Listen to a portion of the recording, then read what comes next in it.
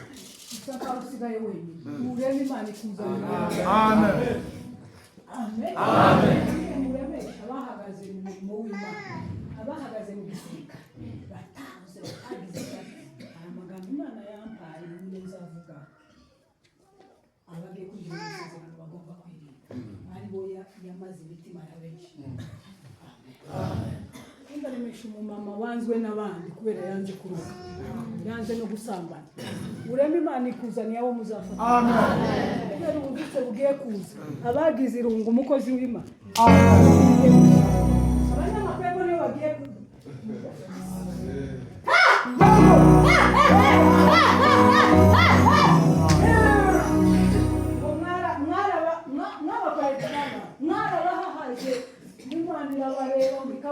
Kabarera nikabura mu gihe cyane kirahari amen amen haleluya wana sifa amen umugabo ngo waba basigaye babona ko atakiri umugabo ariko uzamugabo nukomeza isezerano ry'Imana ukagendera mu gitekerezo cy'umuntu uzogendere ku cy'Imana yakubwiye nukenera gushimisha abantu icyubahiro cyo kizagaruka uko bagutesha agaciro. Naambia kama tunaona gisi ni mfupi, Mungu atakufahamu mrefu. Basi watakuwa na kuona wakuona mfupi. Lakini kitakufurahisha watu. Siapewe ile karama. Mungu aikulinde. Amen. Amen. Umunguza azamusezera. Muyanze mahanga. Imana izamubahisha. Amen. Haleluya. Amen. Haleluya. Amen.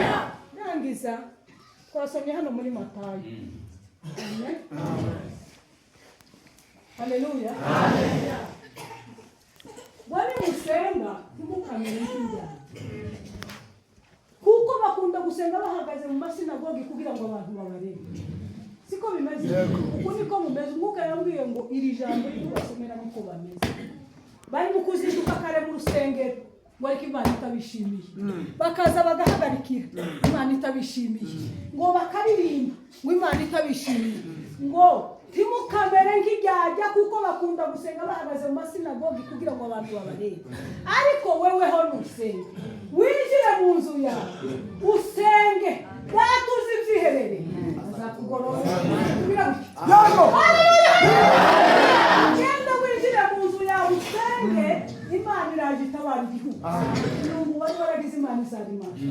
Haleluya.